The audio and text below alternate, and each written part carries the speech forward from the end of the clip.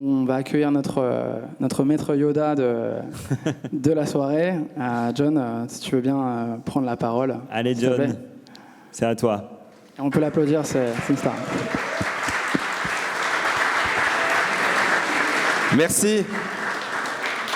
Merci Yann. Merci Rem. Non, c'est bon, mais tu peux rester à côté de moi, on est bien là. Voilà, ça va les amis? Tout va bien? Ravi de vous voir. Brian l'a dit, Rémi l'a dit, on est extrêmement nombreux. Pour tout vous dire, on a eu 150 inscrits sur cet événement, on a pratiquement 80 personnes sur liste d'attente, on a reçu chacun une cinquantaine de messages en nous demandant si on pouvait venir. En fait, c'est assez incroyable, hein, c'est assez incroyable. Et du coup, juste pour me présenter, John Karp, voilà. Donc je co-anime le NFT Morning avec Rémi ici présent, et on a écrit ce livre, la NFT Révolution, qu'on a commercialisé sous forme de NFT et vendu en 300 exemplaires. Et du coup, maintenant, c'est marrant parce que ce NFT a pris de la valeur. Maintenant, ça s'échange pratiquement le double du prix initial. Et donc, nous, d'ailleurs, on se charge, si des gens veulent le racheter, ils vont sur ce site, ils peuvent le payer par carte bleue. Et nous, derrière, on va le racheter à quelqu'un pour vous le livrer. Donc, on fait ce travail. Mais du coup, voilà, c'est assez rigolo. Et juste pour revenir, du coup, sur ce meet-up, en fait, entre la première fois où on a fait le meet-up en fin juin, début juillet, si je ne me trompe pas, et aujourd'hui, on a eu pratiquement 4 fois plus d'inscriptions entre tous les gens qui nous ont contactés. C'est d'autant plus incroyable, comme l'a dit Brian, qu'on n'a pas communiqué. Quand je dis qu'on n'a pas communiqué, c'est que la première fois, on avait fait un plan de communication. Là, on a fait un tweet. Et en 12 heures, c'était sold out. Qu'est-ce qui s'est passé, en fait, entre ce premier meet-up et ce deuxième meet-up?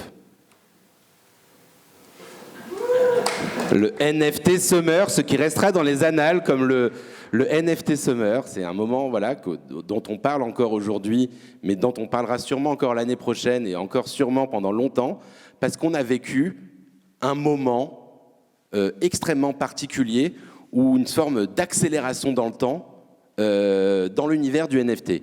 Concrètement, je vais essayer de vous résumer ce NFT Summer en 4 images. En fait, ça a commencé comme ça.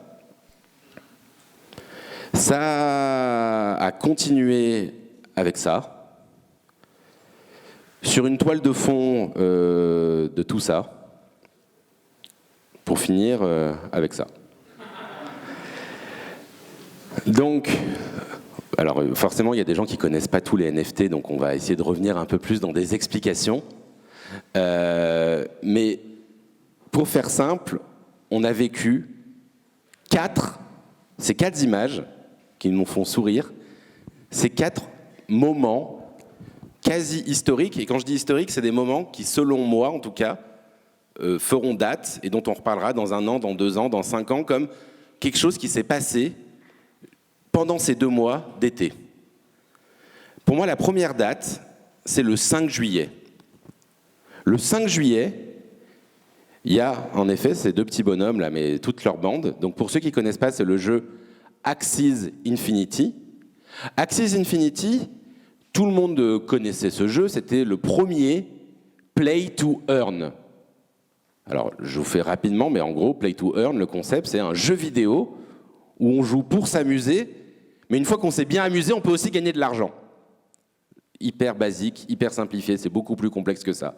Mais pour faire simple, le concept, c'est qu'on peut en effet gagner des tokens, donc on peut se rémunérer en gagnant des combats à l'aide de ces petits bonhommes qui sont comme des, on va dire pour faire simple, des sortes de cartes Pokémon.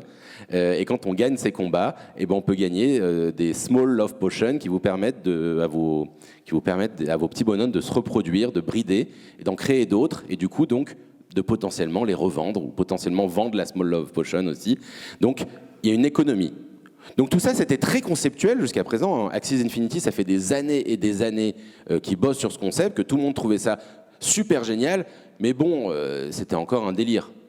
Et d'un coup, il s'est passé quelque chose, le 5 juillet, ils ont fait un tweet, ils ont dit, les amis, by the way, on a 350 000 daily active users.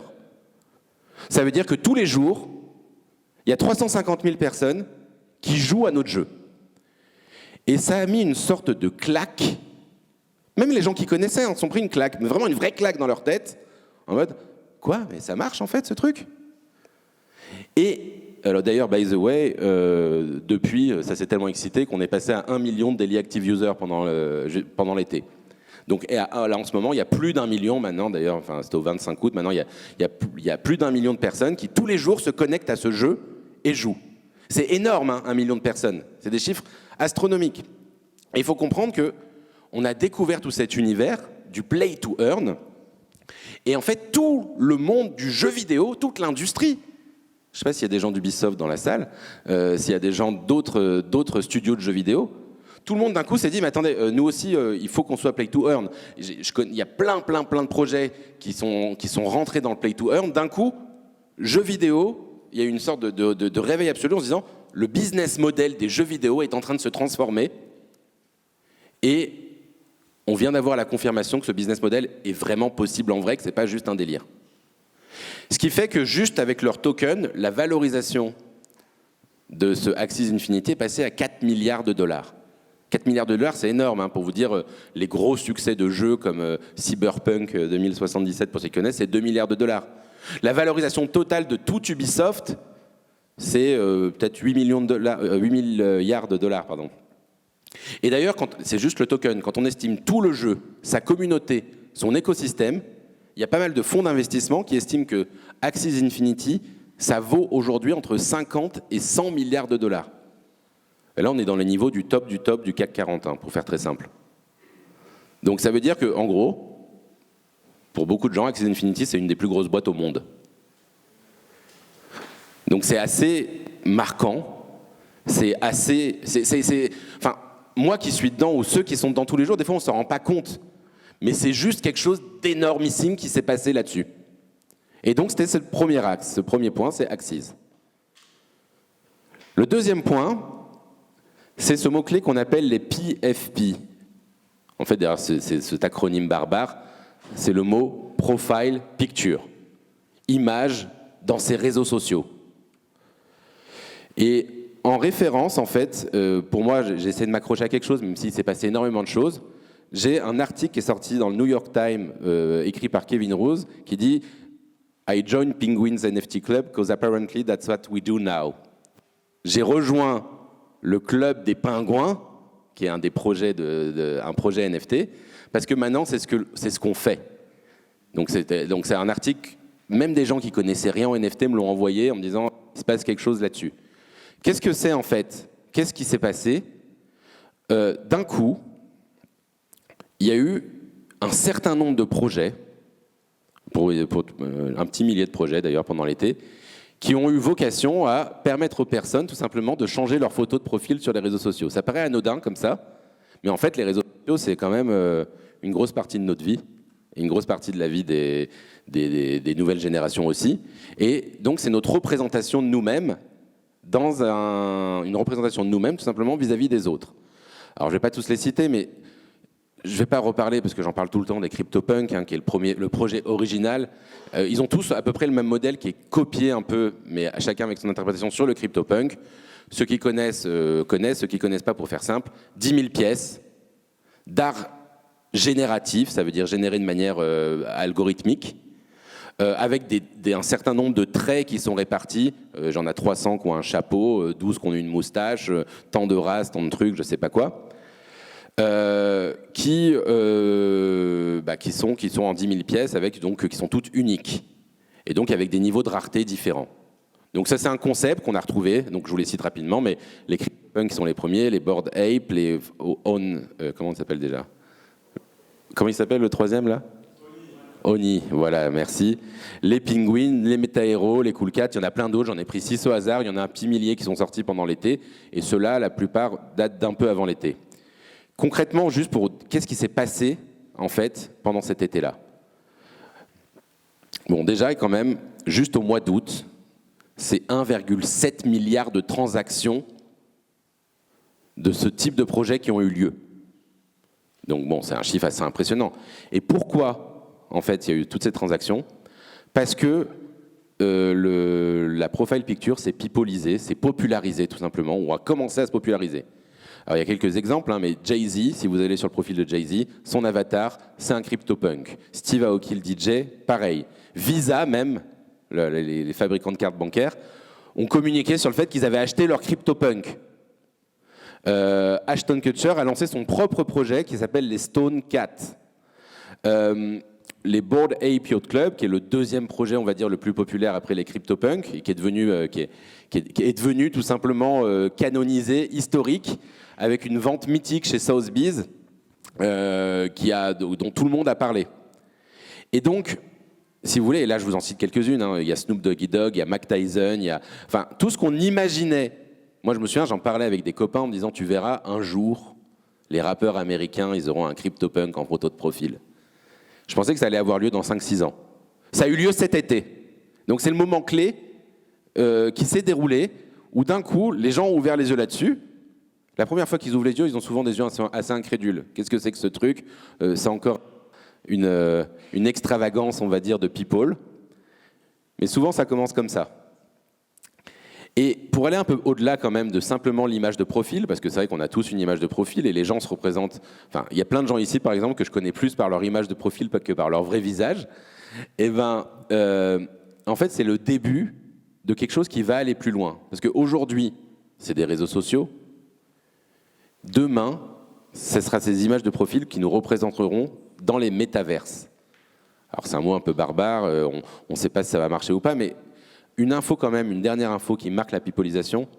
Mark Zuckerberg a déclaré cet été qu'il considérait que dans moins de 5 ans, les gens diraient que Facebook n'est pas une boîte de réseaux sociaux, mais une boîte de métaverse. Ça montre quand même le déclic qui s'est passé. Et d'ailleurs, métaverse, il n'y a pas un studio de jeux vidéo qui n'est pas en train de travailler sur son projet ou sur quelque chose qui est lié à ça. Donc ça montre qu'à un moment donné, voilà, on est passé dans cet univers. Et là, il y a un moment où voilà, tout le monde à un moment s'est emballé pour ces images de profil et tout le monde a compris le principe. Alors il y a eu beaucoup de dérives évidemment. Enfin honnêtement, il y a beaucoup de choses achetées à la poubelle. Faut être honnête, on le sait tous.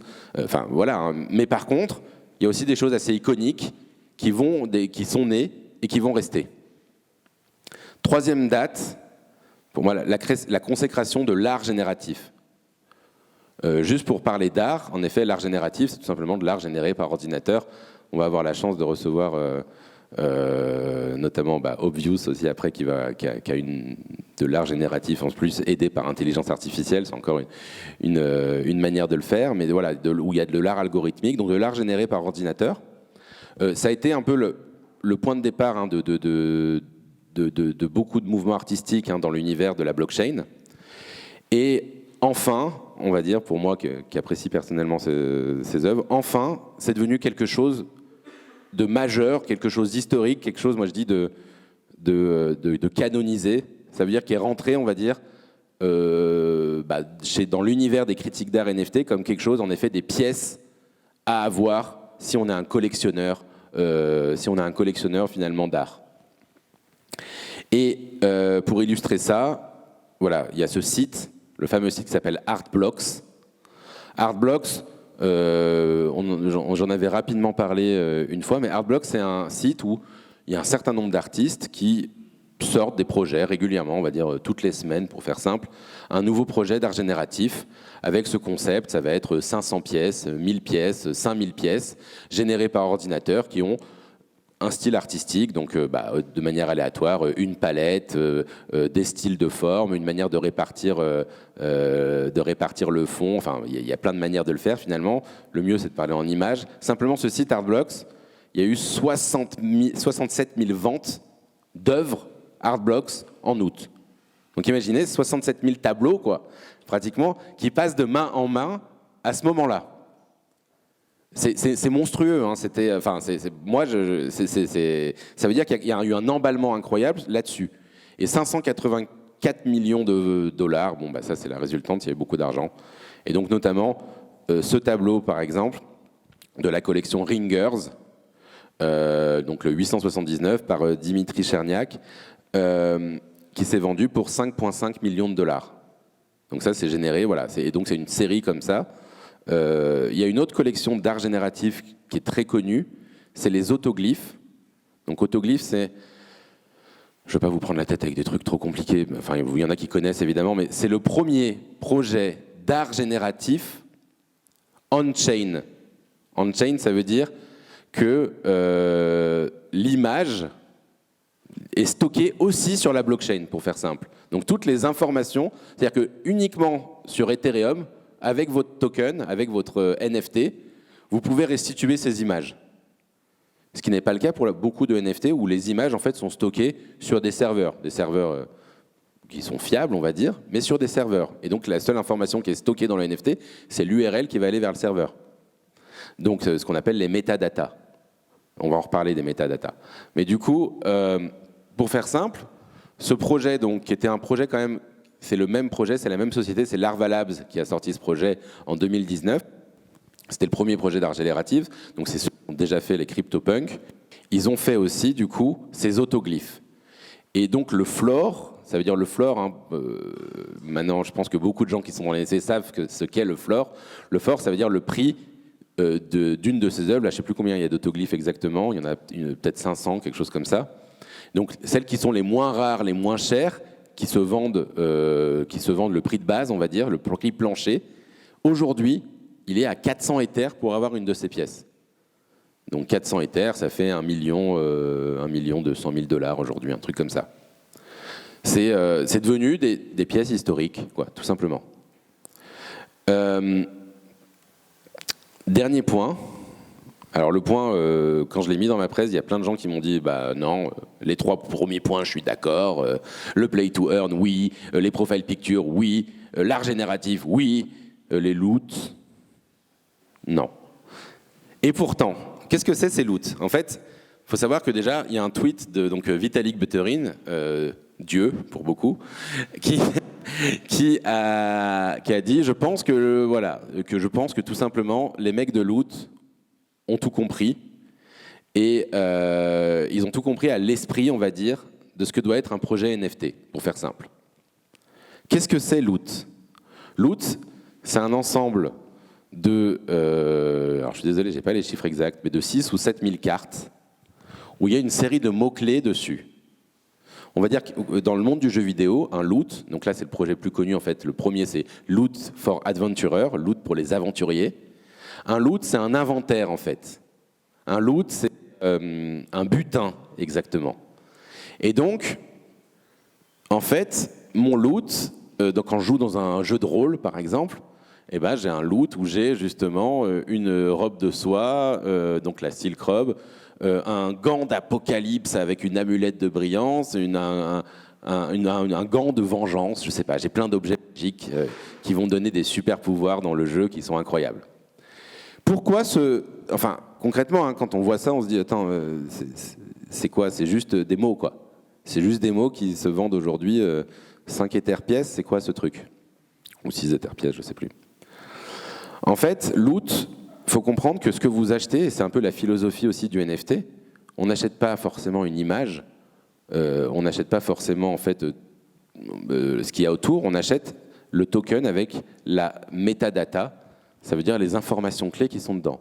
Et le projet Loot, en fait, il a cette aspiration de dire, en fait, on est un réseau social, en fait, on est une interaction, on est un point de départ, et on va appeler ceux qui veulent pour créer des jeux où nous, on va simplement fournir la carte d'inventaire.